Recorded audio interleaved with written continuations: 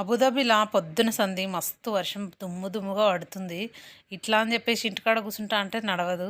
మా ఆయన అయితే డ్యూటీకి వెళ్ళిర్రు. పొద్దున నాకు బాక్స్ కట్టివ్వక తప్పలేదు, నేను లేచి వీడియో తీసి అప్లోడ్ చేయక తప్పలేదు. అలా అని చెప్పేసి స్కూల్ పిల్లలకైతే ఆన్లైన్ క్లాసులు తప్పలేదు. అలా ఉంటుంది ఇక్కడైతే.